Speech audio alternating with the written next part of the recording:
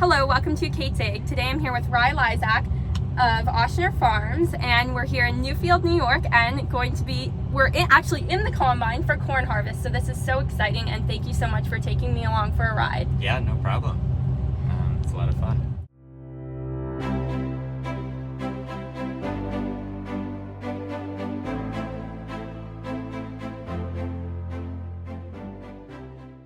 Could you tell me a little bit about the operation? So we grow, I think right now, aiming for 700 acres of organic food grade grain. And our main markets are farmer ground flour in Trumansburg, and then we sell a lot to distilleries and breweries. And we grow corn, buckwheat, winter wheat, spring wheat, and clover. Those are our main crops. That is very cool. Yeah. So this combine is a Yeah. 9570 Yeah. STS John Deere. Very cool. Yeah. So I'm just so excited to be in a combine again. Yeah. And it looks very similar as well with the different buttons as the ones I drive, but the cool corn header. Yeah. So Yeah. is this a 6-row corn header? It's a 6-row corn header. We plant with a 6-row planter, and then we have bigger concaves. That would be the difference between wheat and this. Yes, it is quite a bit different from wheat, but I'm excited to learn about it. Yeah. And, well, I guess we can see what it looks like to for it. combine in the field. All right. You turn the back of the combine, then the front, and then you rev it up, Yeah. which is... And because we have these tiny fields with trees, I got to be careful not to swing the back of the combine into a tree and break the auger. Oh, I never thought of that. Yeah. It's a problem you probably don't have. No, we don't really have any trees. Yeah. And when I first started, I would look at the end of the snouts and try to line those up between the rows. But I've learned that what you actually want to do is just look at the rows and try to line it up with where it's entering the gathering chains. And you don't want to be off at all. You can see we have a lot of downs. Snouts kind of low to pick up everything that's down. And you're hand driving this, it's not GPS either, which Not is much GPS. more complicated. Yeah, it's more mentally engaging. It's a lot of fun too. Some people have sensors that are on either side of the row, and so it just the combine will follow the row. But that's not something we have. We do have a yield map here that's recording our yield. I didn't even notice this computer. Yeah. That's very cool technology. Do you all have that on your farm? No, we don't at all actually. Yeah, it's kind of, I don't know if we're taking full advantage of it yet, but I guess the idea is we could also use that for variable fertilizer spreading. We spread chicken manure, and we could fertilize lower yielding areas more. Or I guess, I don't know, maybe you fertilize the higher yielding areas more. I don't know how that works, but some people, our neighbor has a planter that has variable fertilizer, so when he's applying starter fertilizer as he's planting, he can vary that based on his yields. It's kind of cool. That's very interesting. We actually apply the same amount of fertilizer to the whole field. Okay, yeah. What type of fertilizer do you use? We use mainly layer manure. I think it's dried a little bit. It's coming from, I think, mostly layer houses in Pennsylvania. And then we also use a little bit of Chilean nitrate in the spring on our wheat. And then for the corn, there's a starter fertilizer mix that goes in the planter. And then our other main source of fertility is red clover. So this corn, we plowed red clover in this field in the spring. That's very neat. Oh, is it? It looks like plug? this was, no, I think this was actually another headland pass. See how there are 3 rows and then there's a gap there? Oh, yeah. So I'm gonna take out just these 3 rows now. It's kind of hard to tell with GPS where your guess rows are because ideally they're planted so well that there's 30 inches between every row, including your guess rows, but You really have to be actively paying attention then. you really do. And all around the trees and everything. Yeah. This is just amazing. Yeah. I've never seen anything like it. And what moisture are you harvesting this corn at? Let's see. Well, this is actually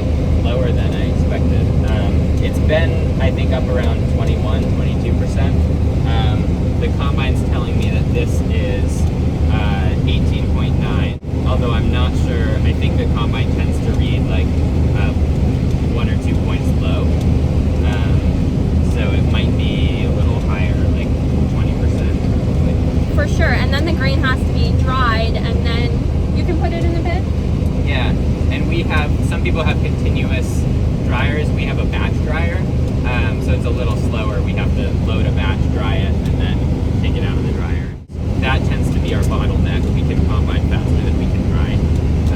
So tours back at the farm, pulling long days, just drying reloads of corn, and we can pretty easily fill up every single truck and the wet bin.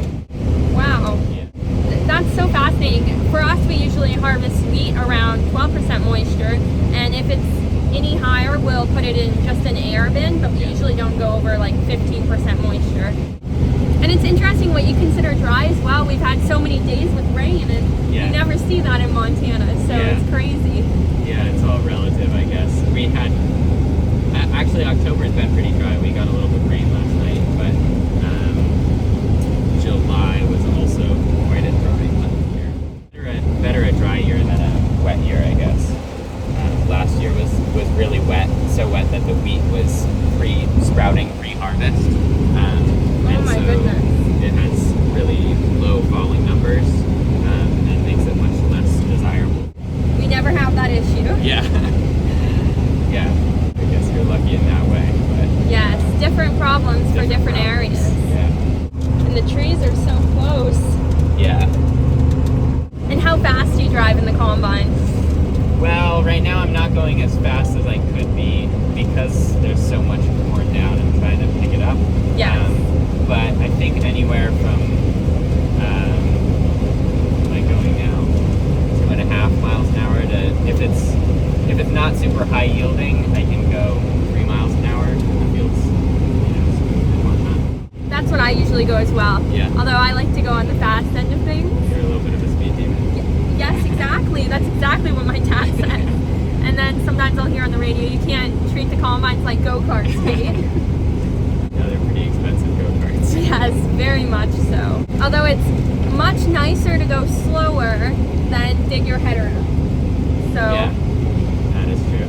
that's important. Wow, look at how flat this is. Wow.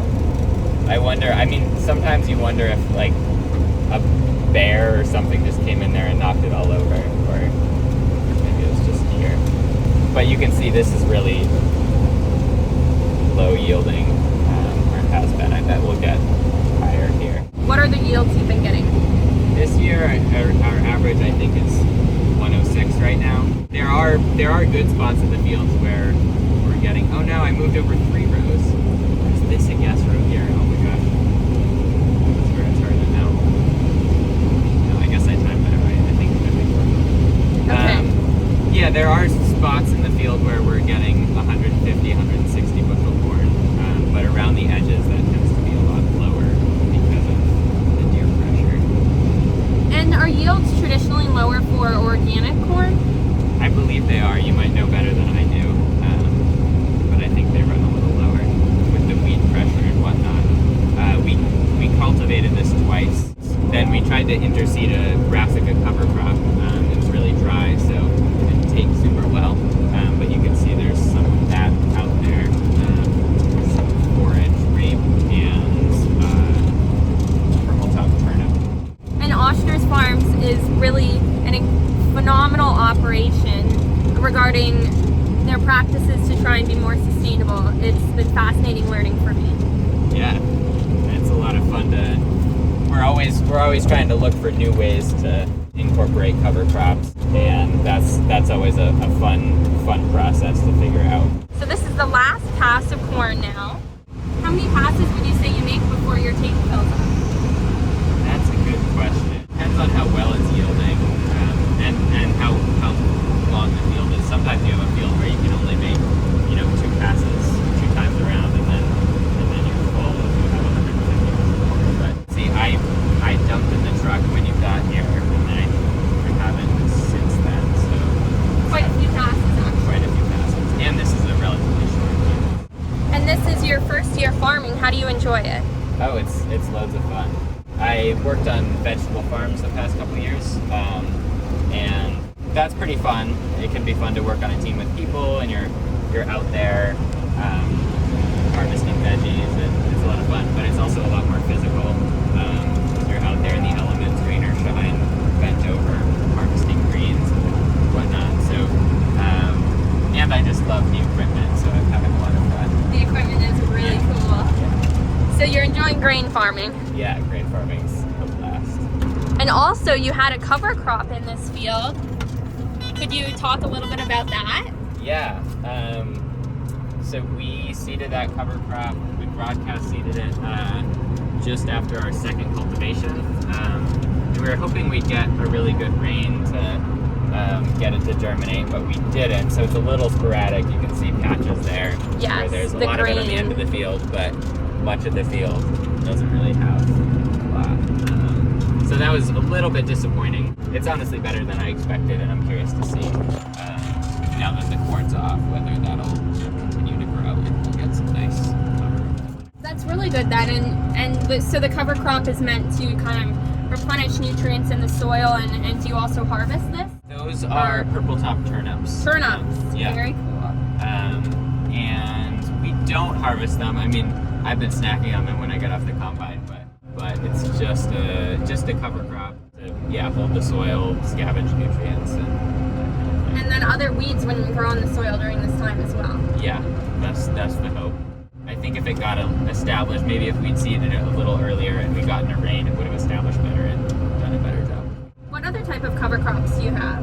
We interseed our winter grains with red clover, and you can see that's part of our rotation. So we're driving over a strip of red clover right now that we didn't plant. We didn't plow it this spring because there was a little bit of wild onion, which is a bad weed for us. So we just didn't even plow up this strip because we didn't want to spread it around.